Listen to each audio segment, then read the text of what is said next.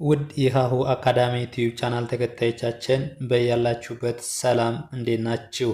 ሃሁ አካዳሚ ኦንላይን ትምህርት ቤት ሆኖ በማስተማር ላይ ይገኛል። የምናስተምራቸው የትምህርት አይነቶች አማርኛ፣ እንግሊዘኛ፣ ሂሳብ እንዲሁም ሌሎች የትምህርት አይነቶችን ይጨምራል። በኦንላይን መማርና መከታተል የምትፈልጉ ከታች ባለው ስልክ ደውሉልን።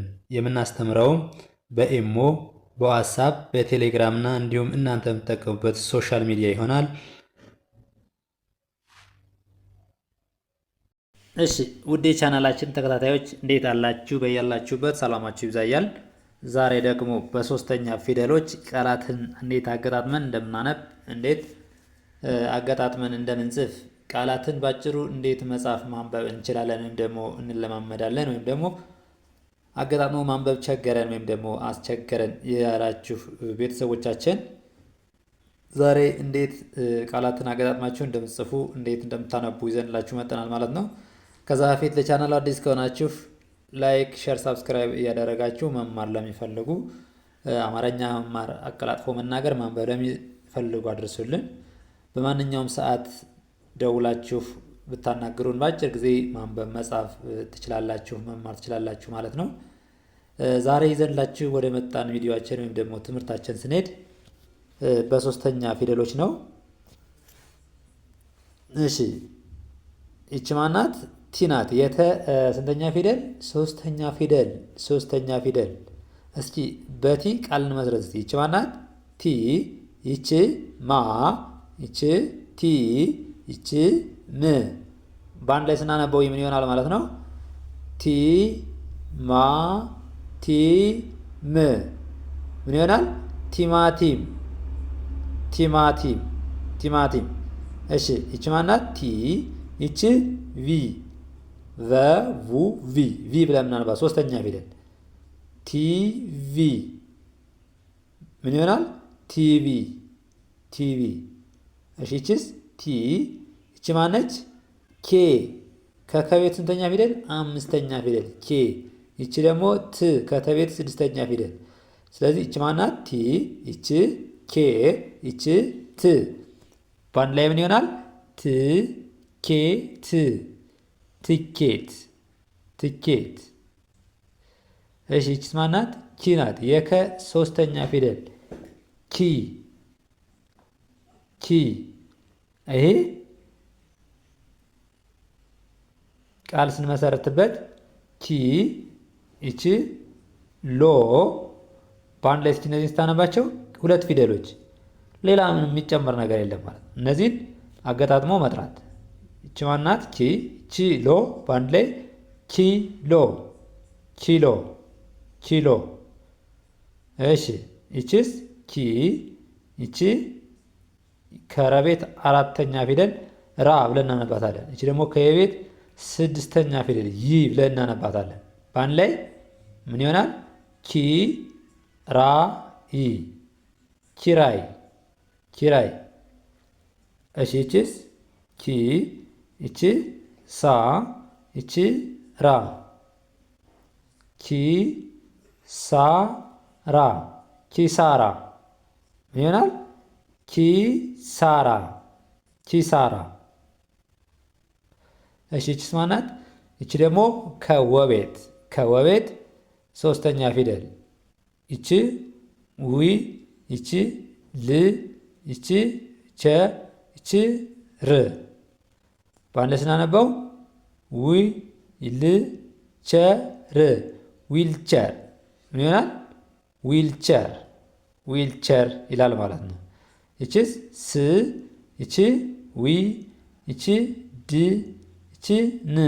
በአንድ ላይ ስናነበው ስ ዊ ድ ን። ስዊድን። ምን ይሆናል? ስዊድን። ስዊድን። እሺ ይቺ ደግሞ የዘ ሶስተኛ ፊደል ነች። ስንተኛ ፊደል? የዘ ሶስተኛ ፊደል። እሺ ቃል ለመስረት ባስቲ ይቺ ማናት? ዚ። ይቺ ነ። ይቺ ት።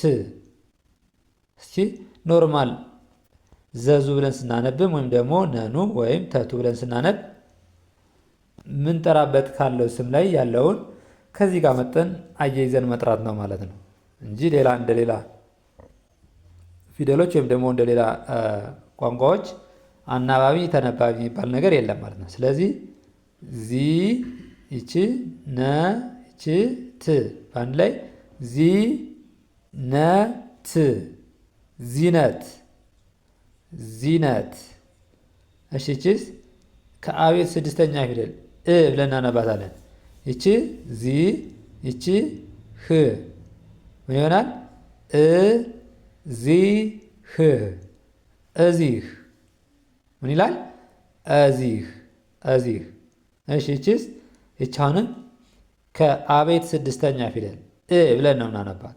ብለን ዚ ያ ው። እስኪ ይቺ ከአቤት ስድስተኛ ፊደል፣ ይቺ ደግሞ ከዘቤት ሶስተኛ ፊደል ዚ ብለን ነው ምናነባት።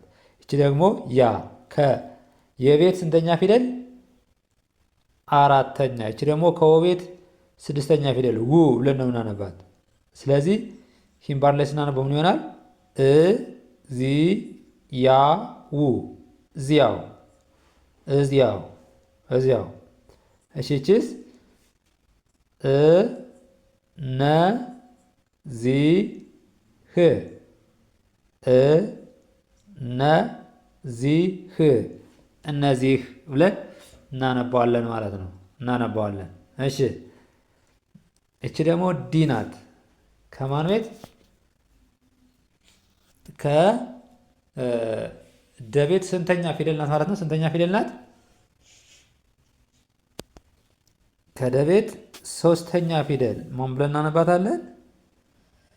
ዲ። እስኪ ቃል እንመስርትባት።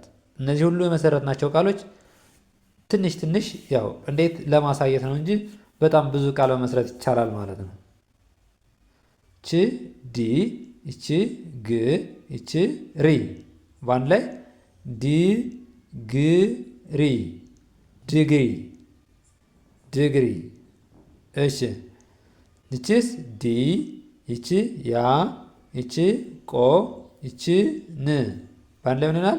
ዲ ያ ቆ ን ምን ይሆናል? ዲ ያ ቆን ዲያቆን ዲያቆን።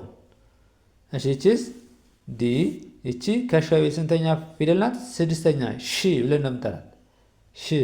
ስለዚህ በአንድ ላይ ስንጠራው ምን ይሆናል?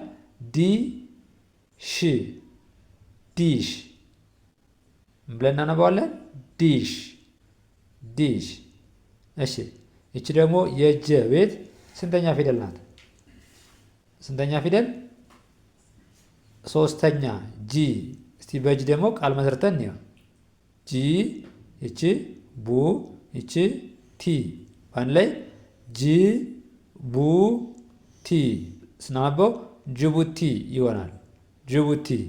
ይኸው ስናነባው ምን ነው ልዩነቱ? የመፍጠንና ረጋ ብለን የማንበብ ነው ማለት ነው ልዩነቱ። ስለዚህ ስናነበው ጅ ቡ ቲ፣ ፈጥነን ስናነበውስ ጅቡቲ ጅቡቲ ጅቡቲ። እሺ ይቺስ ጂ፣ ይቺ ደግሞ ከመቤት አራተኛ ፊደል ማን ብለን ነው እናነባት? ማ ጂ ማ ጂማ ጂማ። እሺ ይቺስ? ይቺ ደግሞ ጂ፣ ይቺ ከነቤት ስንተኛ ፊደል? ስድስተኛ ፊደል ን ብለን ነው የምናነባት። ን ጂ ን ካ ጂ ን ካ ጂንካ ጂንካ። እሺ ይቺስ? ይቺ ደግሞ ከገቤት ሶስተኛ ፊደል ጂ ብለን ነው የምናነባት። ጂ ጂ።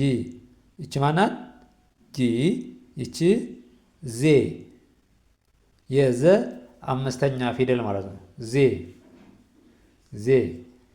ጊ ዜ ጊዜ ጊዜ። እሺ ይቺስ? ጊ፣ ይቺ ን፣ ይቺ ጥ። እስኪ በአንድ ላይ ጊ ን ጥ ጊንጥ ብለን እናነባዋለን። ጊንጥ ጊንጥ ብለን እናነባዋለን ማለት ነው። እሺ እቺስ እቺ ደግሞ ጂ እቺ ዮ እቺ ን በአንድ ላይ ምን ይሆናል? ጂ ዮ ን ጊዮን ጊዮን ጊዮን። እሺ እቺስ ጊ እቺ ዮ እቺ ር እቺ ጊ እቺ ስ በአንድ ላይ ጊ ዮ ር ጊ ስ ጊዮርጊስ ብለን እናነባዋለን። ምን ብለን እናነባዋለን? ጊዮርጊስ ብለን እናነባዋለን ማለት ነው። እሺ እቺስ ጢ ናት። የጠ ሶስተኛ ፊደል ነች። ጢ በአንድ ላይ ስናነበው ምን ይሆናል? እቺ ማናት? ጢ እቺ ን እቺ ዝ እቺ ዛ በአንድ ላይ ጢ ን ዝ ዛ ጢንዝዛ ጢንዝዛ። እሺ እቺስ ከአቤት ስድስተኛ ፊደል ብለን ነው የምናነባት። እቺ ደግሞ ከጠቤት ሶስተኛ ፊደል ማን ብለን? ጢ ጢ ይኸው። ስለዚህ መጀመሪያ ቀስ ብለን እንለማመዳለን፣ ከዛ ደግሞ ፍጥን ብለን እናነባለን ማለት ነው። ስለዚህ ምንም የተለየ ነገር አይኖረውም ማለት ነው። ፊደሎችን አገጣጥመን ፈጥነን ወይም ደግሞ ረጋ ብለን የማንበብ ካልሆነ በስተቀር ሌላ ልዩነት የለውም ማለት ነው። እስኪ ፍጥን ብለን አንበን። እስኪ ረጋ ብለን ስናነብ ዲግሪ ይኸው ፊደሎችን ይጠራል። ፍጥን ብለን ስናነባው ግን ሌላ ነገር ያለ ይመስላል አይደል?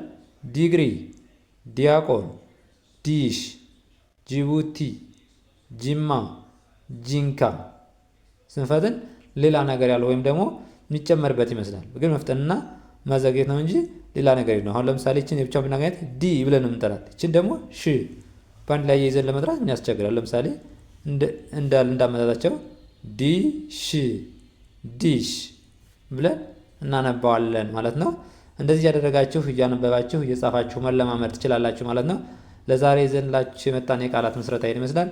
በሌላ ቪዲዮ ውስጥ የምንገናኝ ድረስ በኦንላይን መማርና መከታተል ለምትፈልጉ በአጭር ጊዜ አማርኛን አቀላጥፈን ማንበብ፣ መጻፍ፣ መናገር እንፈልጋለን ለምትሉ ከታች ባለው ስልክ በቴሌግራም፣ በኢሞ፣ በዋትስአፕ ደውሉልንና መማር መከታተል ትችላላችሁ። ለዛሬ ይዘን የመጣን ቪዲዮ ይመስላል። መልካም ጊዜ፣ ሰናይ ቆይታ